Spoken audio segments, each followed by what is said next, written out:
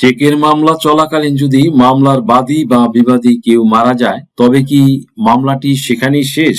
আইন কি বলে চলুন জেনে নিই 1 মিনিটে। বিবাদী মারা গেলে কি হয়? যদি সেই ব্যক্তি মারা যান যার বিরুদ্ধে আপনি মামলা করেছেন তবে ফৌজদারি আইন অনুযায়ী মামলাটি সেখানেই শেষ, অ্যাবেট হয়ে যাবে, কারণ মৃত ব্যক্তিকে শাস্তি দেওয়া সম্ভব নয়। তবে হতাশ হবেন না, আপনি যদি টাকা উদ্ধার করতে চান তবে আপনাকে দেওয়ানি আদালতে সিভিল কোর্টে গিয়ে তার উত্তরাধিকারীদের বিরুদ্ধে টাকার ডিক্রির জন্য মামলা করতে হবে। বিবাদী মারা গেলে কি হয়? এবার আসা যাক উল্টো চিত্রে। যিনি মামলা করেছেন তিনি মারা গেলে কিন্তু মামলা শেষ হয় না। বাদীর মৃত্যুর পরে তার উত্তরাধিকারীরা যেমন সন্তান বা স্ত্রী আদালতে আবেদন করে মামলার পক্ষভুক্ত হতে পারেন এবং মামলাটি চালিয়ে নিতে পারেন। আদালত সাধারণত 1 মাসের মধ্যে এই আবেদন করার সুযোগ দেয়। আইনি জটিলতা এড়াতে সঠিক সময়ে সঠিক পদক্ষেপ নেওয়া জরুরি। আপনি কি এমন কোনো সমস্যায় আছেন? কমেন্টে জানান অথবা শেয়ার করুন